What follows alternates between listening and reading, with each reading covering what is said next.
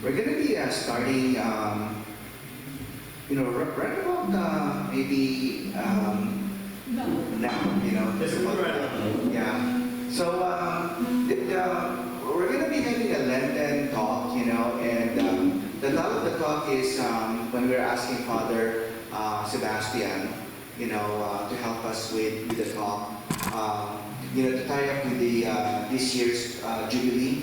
As you know, our Pope Francis called for a year of Jubilee celebration, and the title of the Jubilee year celebration is Pilgrims of Hope. So the question before I start, with a prayer is that like a little like in class, where in the Bible is the word Jubilee? Where in the Bible? Well, there's a clue. So there's a clue, and then what does Jubilee means? So the clue is in Leviticus chapter 25, when the Lord declared to Moses on Mount Sinai, "Speak to the Israelites and tell them, when you enter the land that I'm giving you, let the land too keep a Sabbath for the Lord." Remember, we have the Sabbath, Sabbath worship. So this is a Sabbath for the land. And the Lord says to Moses, "For 6 years you may sow your field, and for 6 years prune your vineyard, gathering in their produce. But during the 7th year, the land shall have a Sabbath of complete rest, a Sabbath for the Lord. When you neither sow your field nor prune your vineyard." So there is such a thing as a Sabbath year on the 7th year, as compared to the Sabbath day. So there's a year of rest. They're not planting, they're not sowing, they're asking the land to rest. But look at this though. "You shall count 7 weeks of years, 7 times 7 years, such that 7 weeks of years amount to 49 years. So 7 times 7 plus 1, 49 plus 1, 50. So the Sabbath of the years. So the Sabbath of the year, 7 times 7 plus 1 is the year of Jubilee, 50 years. It says here, "Then on the 10th day of the 7th month, the ram's horn shall resound." So that's where the word Jubilee came from that particular horn, the Hebrew word for that horn. "And the horn shall blast, resound throughout your land, and you shall treat this 50th year as sacred." So this 50th year is a sacred year, 7 times 7, 49 plus 1, "And you shall proclaim liberty in the land for all its inhabitants. It shall be a Jubilee year for you." So Leviticus chapter 25, right? Oh, we're going to be starting, Father. Thank you, Father, for it. So I was telling them, Father, you're going to be giving us our Lenten retreat based on the Pilgrims of Hope Jubilee year. So we talked about Leviticus chapter 25, though, but then again, we have Isaiah 61 that says here, "The Spirit of the Lord is upon me, because the Lord has anointed me. He has sent me to bring good news to the afflicted, to bind up the brokenhearted, to proclaim liberty to the captives, release to the prisoners, to announce a year of favor from the Lord, a day of vindication for our God."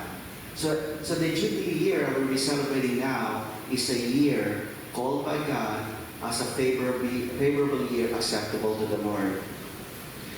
So far we have been learned so far Leviticus chapter 25, Isaiah 61. But then again, fast forward to Luke chapter 4. When the Lord was there in Nazareth, when he had grown up and went according to his custom in the synagogue on the Sabbath day. So it was on the Sabbath day when he was in the synagogue. So the Lord stood up to read and was handed a scroll on the prophet Isaiah. So what does the Lord do? He quotes Isaiah 61. He says, "He unrolled the scroll and found the passage where it was written, 'The Spirit of the Lord is upon me, because he has anointed me to bring glad tidings to the poor.'" You know what? That's amazing. You know why? Because here in the United States, unlike Africa and Asia, there's poor but not as much though. But according to Mother Teresa, it says, "You people in the Western world, in the United States, you are more poor than us in Calcutta You know why? Because we're spiritually poor. Our poverty is not of spiritual poverty. So the Lord is calling us to give glad tidings to us, not only the corporate poor, but the spiritual poor. He has sent me to proclaim liberty to the captives. And you know, are we not enslaved to sin? So the Lord is calling us here. He is the liberator. He is the redeemer. He is redeeming us from captivity and recovery of sight to the blind. He is Jehovah Rapha. He is our healer. Remember, when the Lord healed the blind man Bartimaeus, He's always also calling us to see because we are spiritually blind. So the Lord is calling us to address our spiritual poverty, calling us to freedom. To freedom. Remember that the scripture says where the Spirit of the Lord is, there is freedom. And then He's also telling us that He is the Lord, He is the healer, that He's giving us recovery of sight to our spiritual blindness, and to the oppressed to go free. Finally, the Lord is calling us to freedom and to proclaim a year acceptable to the Lord. And this year, according to our Pope Francis, is a year acceptable to the Lord. You know, this year is a jubilee year. We have such a wonderful priest who prepared such a good topic for us. Father Sebastian, thank you for this. And in response, let's just pray the prayer for the jubilee.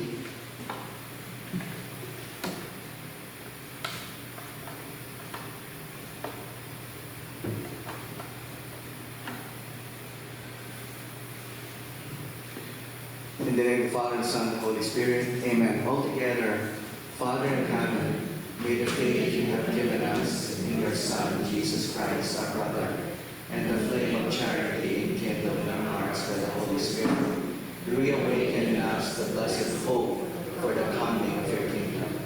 May your grace transform us into pious cultivators of the seeds of the gospel.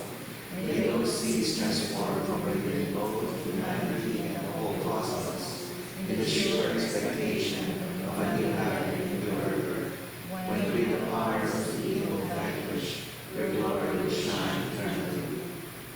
May the grace of the Jubilee reawaken in us pilgrims of hope, a yearning for the treasures of heaven.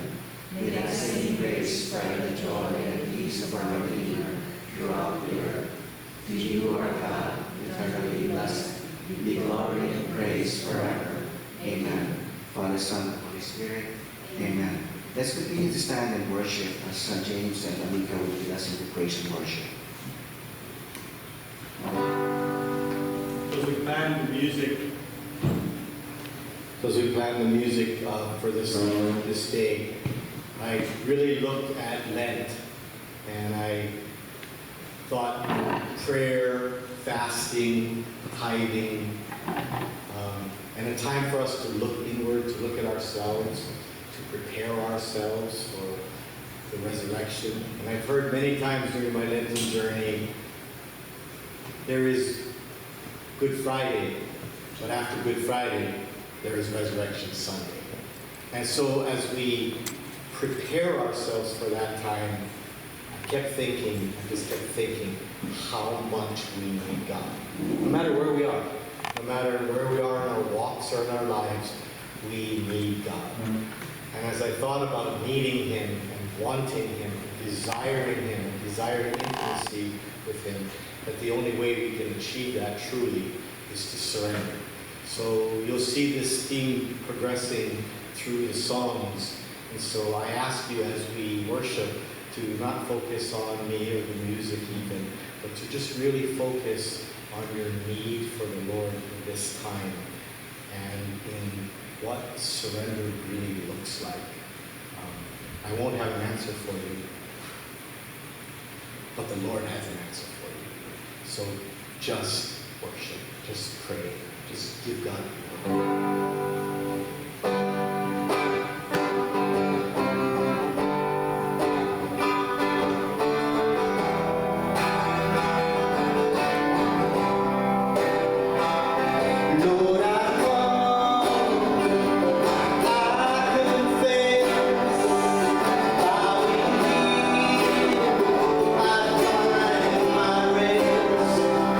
Without you,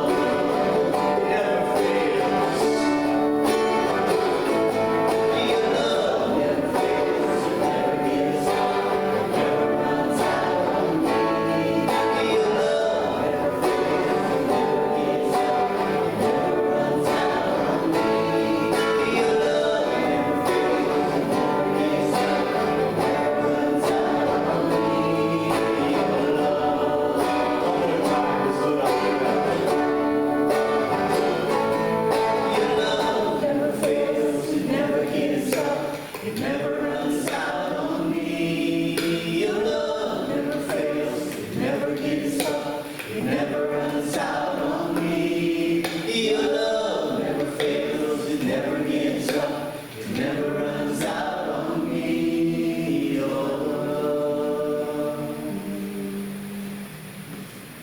Praise you, Jesus. Love never fails.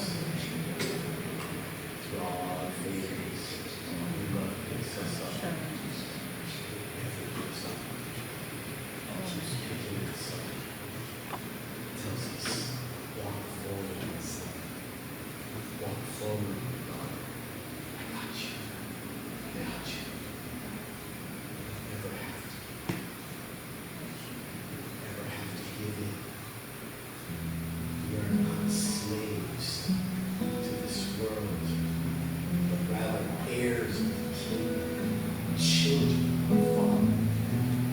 We are free. We are free because His love never fails.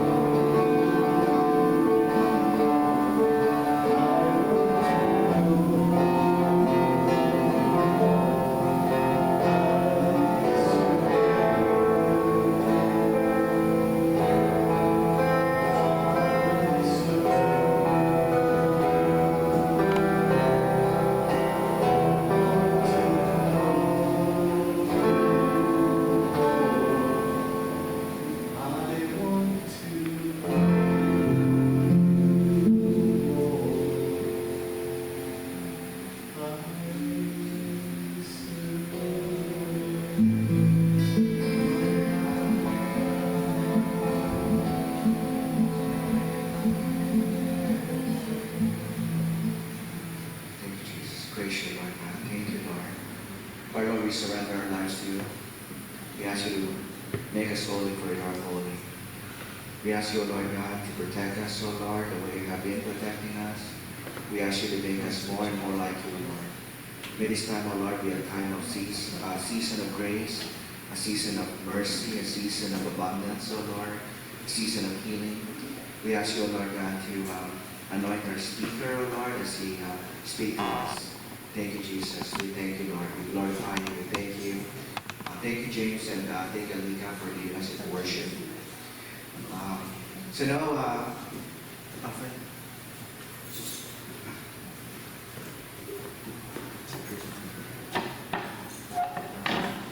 So you know what's significant? In January 26, 1977, you know what's significant about that? That's Father Sebastian Susay's birthday. You know? And then, you know what's significant about May 11, 2005? That's his ordination. So Father Sebastian Susay, last time we met was in Indiana, in the National Eucharistic Congress. You know, we were sitting together, you know, and it was just a time of anointing, a time of blessing. I wonder if you know Father Sebastian Susay has a lot of bachelor's degree in philosophy, in civil law, in school management education. He also has a master's in English, and is a former principal as well. And he is so strong in his faith, in the charismatic, in the Lord. And you know, India is such a powerful nation with the charismatic renewal. Just you know, I see the Indian people, like the Filipino people too, that worshiping God in abandon. You know, and such as Father Susay is. You know, so he's so busy, and we thank you, Father, for making time for us. And I even memorize those dates. Those days, though, it's in my heart now, you know. So without further ado, let's welcome Father Sebastian. God bless you, Father.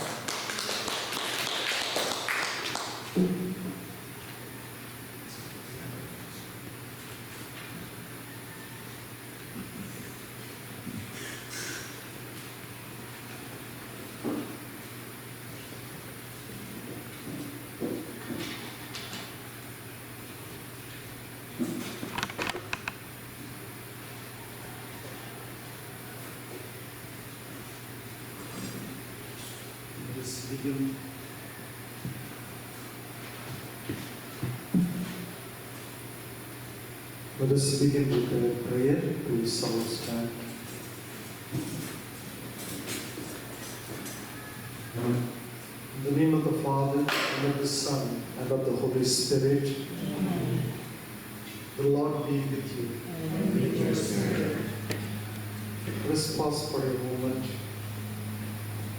Let us ask God to fill us the great virtue of hope, that we will be the pilgrims of hope,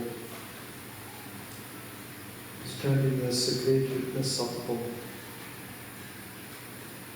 and spreading our faith and our hope in the family, in the society, wherever we move. Let us be the light of hope for others. Let us be the light of hope to remove the darkness of evil. Let us be the light of hope, the pilgrims of hope, in order to eradicate the doubt, in order to wipe away all the things that the people are against God's creation. May this time be blessed. Whoever is attending through the media or in person, all of you who are present here, may the divine assistance come upon each and every one and fill our hearts with a great hope and to stand as the pilgrims of hope. We ask this through Christ our Lord. Amen. In the name of the Father, and of the Son, and of the Holy Spirit. Amen. I see this not that much visible, but I will just read through so that you can also later on share with everyone who would like to have it. So thank you for the entire team for inviting me today. And moreover, I know that this is the third time that I am coming here in front of all of you. And it is a so happy moment that sharing the faith, sharing the hope, sharing the vocation of the priesthood, and being always joyful with the ministry that the Lord has entrusted to me, and having all the wonderful people in my life. And before starting off my talk, I like to share, during these 20 years of my priesthood, wherever I moved, wherever I worked, always I had the joy more than the struggles. Because I did not take any struggles in my life, I always took everything positively. That's the reason all the struggles seems to be a joy in my life. So also, we may come across with different struggles, different challenges, but when our hope is very strong, everything can be turned in different way. So that is what today I'm going to focus upon, the Jubilee message that we have, be the pilgrims of hope. So adding with that one, I'm also connecting today how each family can be the pilgrims of hope during this Lenten journey. And that will be the focus that I will be sharing with all of you. You know that Saint Mary of the Cross, she very beautifully explained, we are, but we are travelers here. We travel. So for the 2025, the year of Jubilee, Pope Francis invites each of us to reflect on what it means to be pilgrims of hope. The people who are not only travelers here, but walking in joyful anticipation of the heavenly goal to which we have been called. Again, the Pope Francis believes that in today's world, hope suffers, is it not? So many people lose their hope. If anything, little thing happens, immediately they leave the church, they leave the faith, and they walk on their own way. That's the reason 2025 year, Pope Francis has declared this year as a great year of hope and inviting every one of us to be the pilgrims of hope. So with that introduction, and I'm skipping a little bit of that, so we need to also remember it is not a optimism or it is not a positive outlook that we have. Hope is God's grace, that's all. Hope is God's grace. That grace has to be moved either in positive or negative or optimism or pessimism. It has to be spread all the time. So sometimes we take it in that side or this side. No, not at all. It is grace of God, and we need to use it in all the circumstances, whether it is in the negative situation or whether it is in the positive situation or whether it is optimism or pessimism. Grace is grace. It has to be used in all the circumstances. That is what very important we need to identify as we travel with the pilgrims of hope.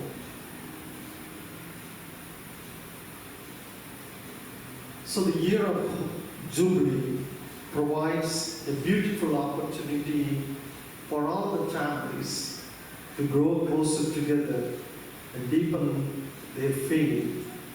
Here are some meaningful ways household can celebrate at home.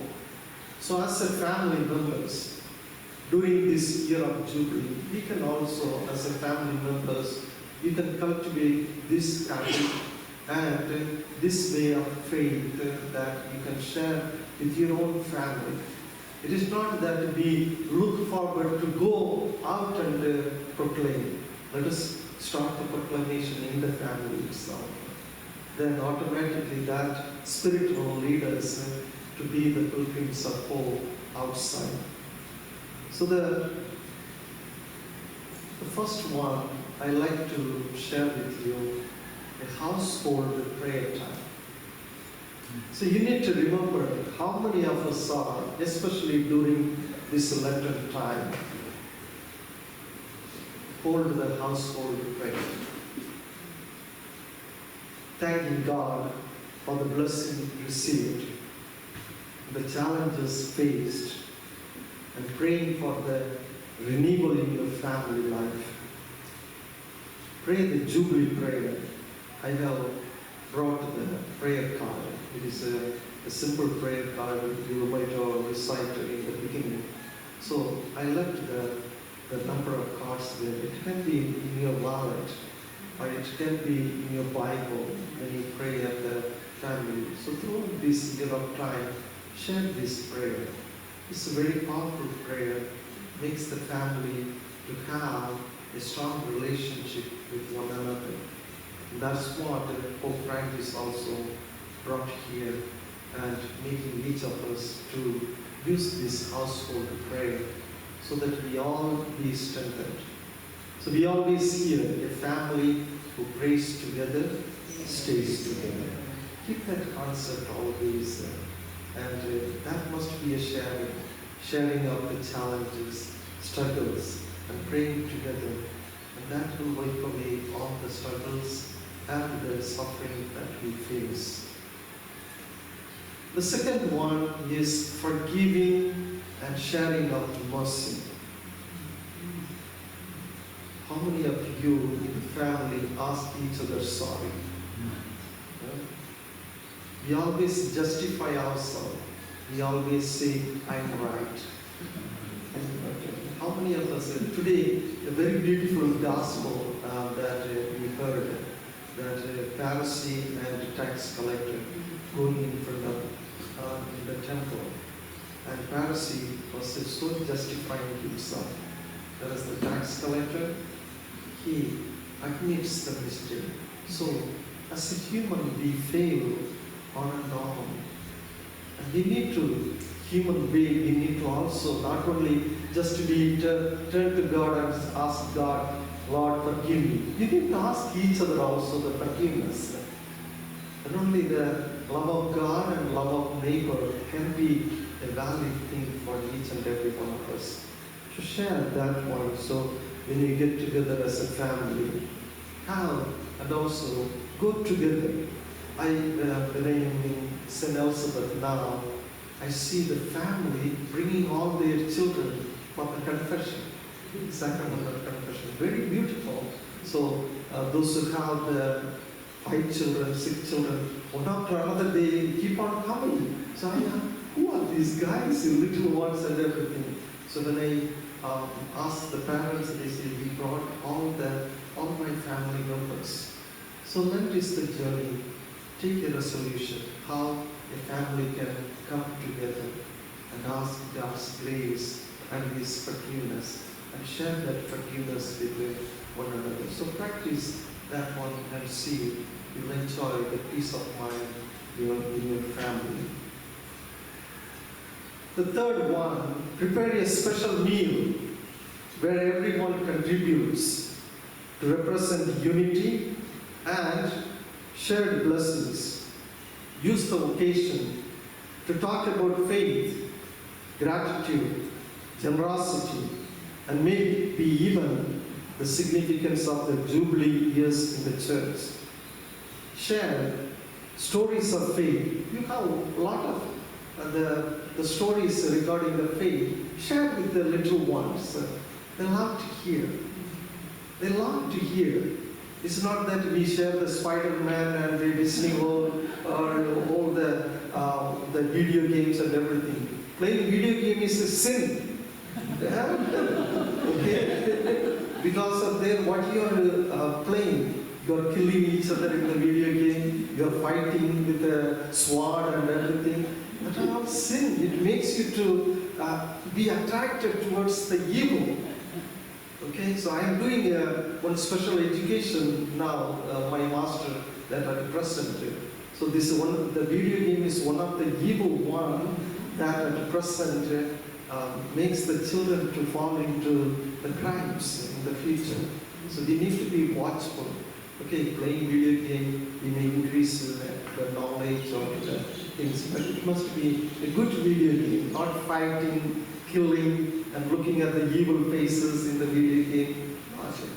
So we need to be very, very careful about that. So I always encourage during this my studies, I will be finishing in the month of November and I will be getting the graduation. But one of the concepts that was they brought out is a video game. So when I asked in the schools in Elizabeth, how many of you are not using the video game? Only the 4 kids out of 150. They raised their hand. So that is what. So remember that share the faith. Make it a little more alive by sharing your own personal experience, how you connected with the Lord. That can be a great example. That is what the legacy that you share during this Jubilee year, and thus you become the pilgrims of hope. And sharing the meal and preparing the meal, and that's why, as I said, the family who prays together stays together. The family who eats together stays together. So that is the time we share our feast of meal and all the suffering. And you must also be aware on the table when you all sit together, throw away all the cell phone. Okay? It's not a time for the cell phone, time for the family. Okay? You need to encourage not using the cell phone during the eating time. That is what very, very important you need to remember. That will make every one of you more bound in the relationship of the family.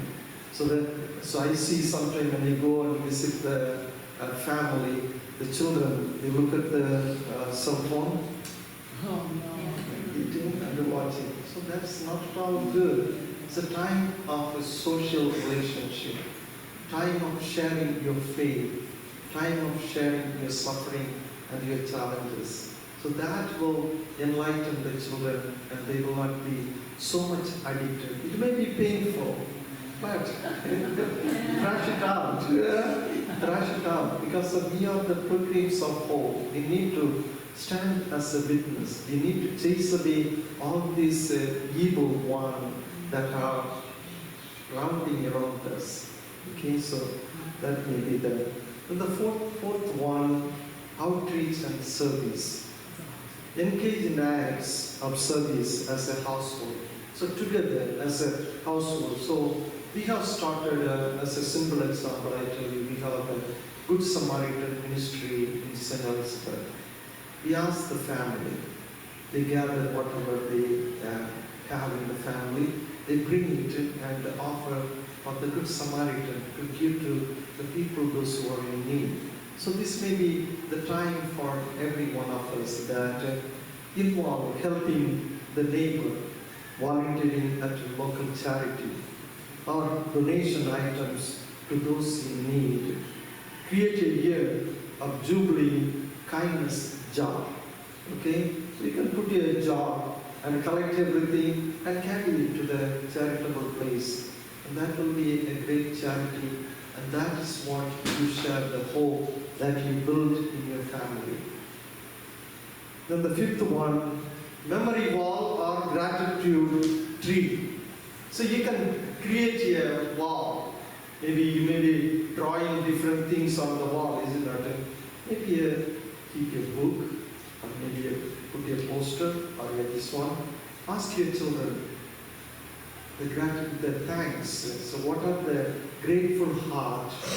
What are the grace that you receive from God? Write a note. Today I am very happy.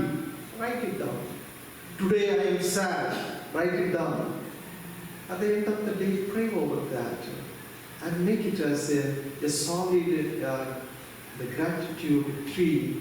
That will be the pilgrims of hope that you can also show to the others. So share the family moment, the challenges and the blessings that you received, and regular add leaves or notes of gratitude throughout the year. So make this year like that as a practice. The sixth one is generosity. I know that in generosity, by our faith, we receive it. As a household, sacrifice little luxurious together, like a take a meal, and put that money into a charity everyone is happy with. So that means Lent is the time. Sometimes you may be fasting, isn't it? So I tell you, 40 days I do the fasting.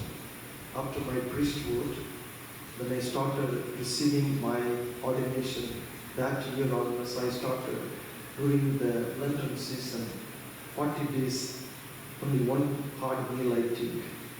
Then another one. Why I am saying this one, I want to give you an example so that you will know why I am fasting, what is the benefit of that fasting. You see, if you are sacrificing dinner, maybe $10, isn't it? Keep that $10 beside. At the end of the Lenten season, make some charitable donation. Whomever during that time of that 40 days of time, think about, pray over whom I can reach out. If you are not able to reach out, give to the church. Okay? Give to the church. Church will use it for different purposes of reaching out to the people, those who are in need. So also what I do is I collect that money and I send to India for educating at least 3 children. So that money I save it for that 40 days of time, and at least that will be helping at least 3 children for their education. So 1 year I will do like that. Another following year, I collect the money, I send for the elders, those who are looking for some kind of nourishment for their daily food or anything. So it's not like America, India, so every person has the insurance or anything. No, they have to depend upon the family. So the family situation is that as long as they are healthy, they look and develop the family. They give everything to the family. They don't reserve something for them, because what they believe their children will take care of them in the last stage. So sometimes they are neglected because of this present society situation.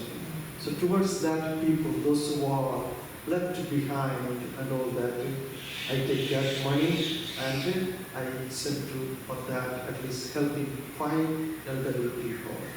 So like that, why I am sharing this one, you may be sometimes confused. I am fasting, what I need to do or what I have to do. So this may be the things. You can think about a different level of reaching out that fasting, what you do and what you have. So this year, not only this Lenten journey, you may have this kind of practice. You can continue to have the practice of that. That will reach out to the people. That will give the hope for the others and those who are hopeless. When we are filled with the hope, when we reach that hope to the people who are hopeless, automatically we all become the pilgrims of hope to each and every one.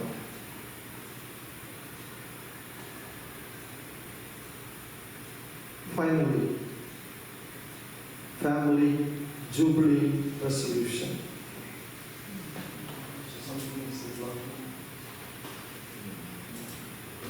Okay, no problem.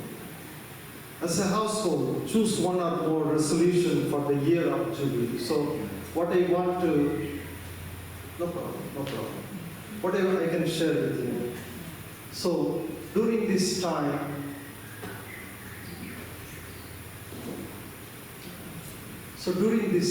of the Jubilee year, as we stand as the pilgrims of hope, make some kind of resolution. And that resolution must be carried out, meditated every day. Don't take 2-3 resolutions, at least one resolution. Okay? At least one resolution. And that you pray over, build it, act it out, and lead in a way. Then this Jubilee year will be a great year of hope, and that we will continue to share. Finally, live the life of Christ. Be the pilgrims of hope for you and others. Walk with Jesus Christ. Mahalo.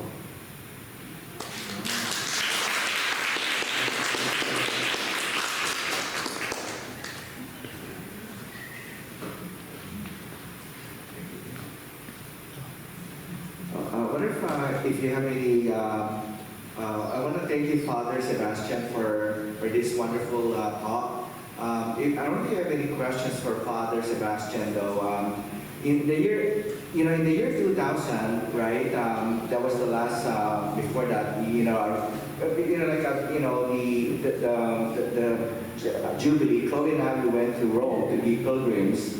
And according to the church traditions, we have 4 basilicas that have a holy door. And I remember one of the slides of Father is a door, So that would be St. Peter's Basilica, St. Paul outside the wall, St. Mary Major, and also St. John Lateran. So there will be a special door that the bishop will open for us, the Jubilee.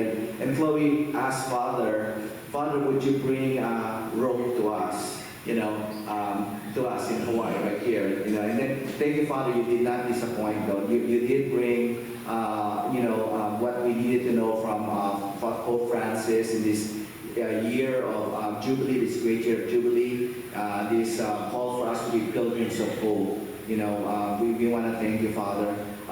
Would you enlighten us, Father? I know we have, as part of bringing Rome to us, we have the Jubilee cross that goes around each and every church, and then also we have, can you also give us some talk about where we can, what our Bishop Larry assigned as places to go for the Basilica, instead of like for go. And also, can you explain to us, Father, the concept of indulgences and how we can get a plenary indulgence? So as you know, so I'm also so blessed in the month of June. I'll be traveling to Rome, for taking almost 80 people for going to the Jubilee year and participating in the celebration. So another important thing, so the Pope also has given another opportunity to every diocese that there is a special cross that is being carried to different parishes and everything. So already Bishop has given the dates for each vicariate.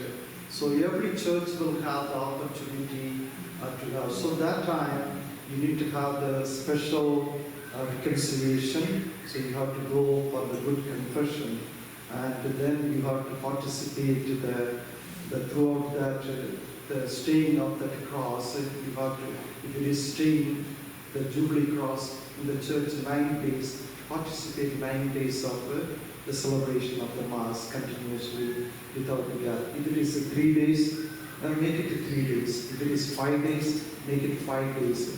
But provided you need to make a good confession before participating in the celebration of the Mass. You have to find out the priest, knock the door, and making to hear your confession. That's it. That is what, then only we get the plenary indulgence. The good question is, many of us are very much confused. What is this plenary indulgence? And what that talks about that? You know that plenary indulgence are connected with our forefathers, ancestors and everything. Sometimes you may think, oh, I am living perfect life, I am living good life. Think about your forefathers, maybe your mom or dad, or maybe your grandma, grandpa, or generation before generation. They might have committed the serious sins. We may not be aware of that. We may be forgetting. So by doing this pious activity, their sins also being forgiven. And the majority of the mortal sins also, what we commit also, is given the grace for that period of time when we go and participate in that celebration. So this is what the plenary indulgence gives that grace. It is not only that the personal sins that are not being forgiven, but it is the sins of our fathers, sins of our forefathers, ancestors, whatever they have. So that all the tree of your family sins gets forgiven. Okay, so that is the means of plenary indulgence. It is not only your mortal sins are forgiven, but even your fathers, your forefathers and our ancestors, the tree of the family sins are given the grace of forgiveness. Okay, so that is what the plenary indulgence. The 9 days, what was that for? Like Yeah, go for the celebration of the Mass. So if the, for example, if the Jubilee Cross is brought here in this place, so if you have the opportunity to participate in that until sometime it remains 3 days in your parish. Go 3 days for the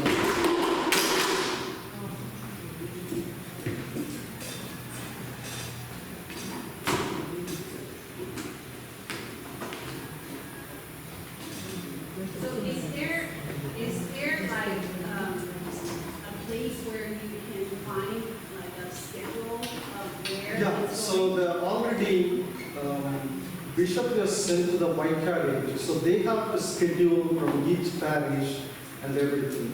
So if you belong to, you are belonging to which vicariate?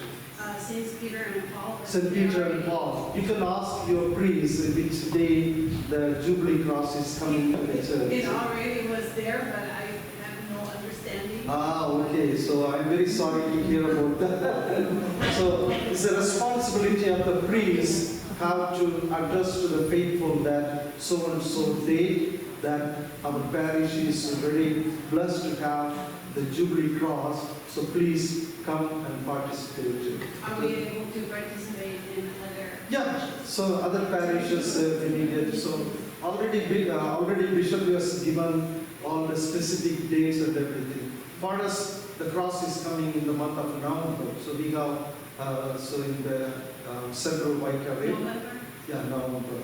So Central Vicariate we are going to have. So we are going to share this month, the month of April, which are the days this cross will be in the churches, the different churches. That is what. So that is the power of the plenary indulgence. Those who are not able to go to Rome or anything. So that is another important thing also I tell you. When you participate in the Stations of the Cross, automatically you are receiving one plenary indulgence. So when you participate in the Stations of the Cross, already the Pope has given that privilege of forgiving one major sin during the time of this every Friday of the Stations of the Cross. Okay, so that is also being encouraged to participate in the Stations of the Cross faithfully, and you offer yourself, and one of your major sins will be forgiven. Sometimes you may say, I go for confession and all that, is it not enough, Father, or all that? You see, different graces at different times are given in a different way. How we act in faith, that is what. So when we participate in the Stations of Cross in faith and hope, automatically one of the major sins that we continuously commit, we get the grace of that. So that are called the plenary indulgence that we receive. That's why I encourage our people, parishioners, please come for the Stations of the Cross. I explain these are the gifts that you are receiving during the Stations of the Cross. And I always get every Friday almost 150 to 200 people. So because they mean it, they come for that purpose. So the number gets increased. Okay, so that's what we need to educate the others.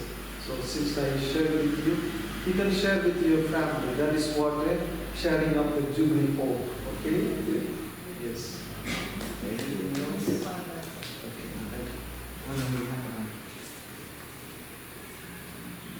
We thank you, Father, for explaining that concept of plenary indulgence as opposed to simple indulgence. How many of our family members would need forgiveness for generational sin? And in the past, though, we have to go to all these major basilicas, travel to the holy sites, and then even in the past, if correct, I'm not mistaken, we have to travel pilgrims from all over apart, and you have to actually break up the bricks. There's bricks, it was started in the year 1300 by Pope Boniface, and you have to, they were carrying axe, the Pope, to break up the wall, a certain holy door. But Pope Francis has given us this ability to have this roving cross, to obtain, holy indulgence. But also we have our own door, Father. Can you explain our own door that our own Bishop Larry Silva assigned maybe Our Lady of Our Lady of Good Counsel, and also Saint for that as well. See, I hope the Bishop also may give the special things for our church, our parish, because we are also celebrating 100 years of our parish. So we may also get more the advanced things, maybe additional gift of the bishop, those who come to St. Elizabeth, okay? So because it is 100 years, and we are also celebrating the Jubilee. So like that, some of the churches are being chosen in the diocese to give more and more preference of the faithful to have plenary indulgence. So not all the churches, but those who are celebrating 25 years, 50 years, 100 years, or 60 years, that churches are being in the list of the bishop to give more days of keeping the cross in that churches. Okay, so that is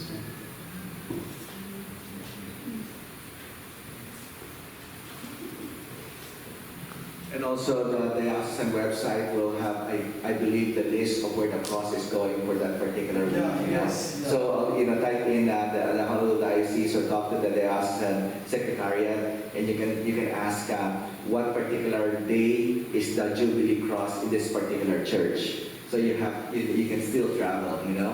Chloe and I, we have to go, I was so envious of you, Father, you're going to Rome this year, but 25 years ago, we would have to go to St. Peter's Basilica to one of the doors. Not all of the doors are holy doors. So, but I think, Father, are there still spots for your pilgrimage or no more? It's closed. It's closed. Okay. Well, Father is here today. Okay, so he gave us himself. So, Father, thank you so much for explaining to us the Pilgrims of Hope, Jubilee year, the concept of Jubilee year, the concept of plenary indulgence, and you give us practical advice and tips on how we can actually enjoy this great Jubilee. I thank you, Father. Thank you. Give the final blessing. Please stand. Let us ask Mother Mary to help us and guide us. Hail Mary, full of grace, the Lord is with thee. Blessed are you among women, and blessed is the fruit of thy womb, Jesus. Holy Mary, Mother of God, pray for us sinners, now and at the hour of our death. Amen. The Lord be with you. May Almighty God bless you in the name of the Father, and of the Son, and of the Holy Spirit. Amen. Thank you everyone for your keen attention. God bless you all.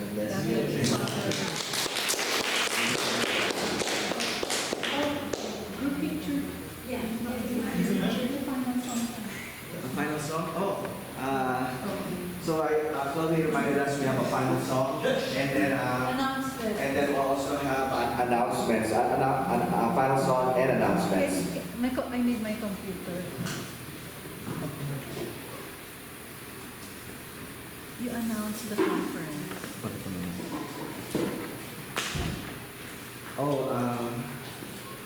Announcement. Well, in obedience to my wife Chloe, she reminded me. Can you Chloe give the token Father's TV? Yeah, I did. Okay. So we have the harvest is ready. Our 45th Catholic Charismatic Annual Conference at the Catholic Charities this coming May 17th, Saturday. We have a great speaker from Franciscan University, John Boy Yu. So please attend that one-day conference, 9 a.m. to 6 p.m. this coming May 17th. Yes. And then anything else, Chloe, I missed for announcing? Okay, thank you so much for being here, and let's have our final song. Thank you so much. Father, photo. Okay, so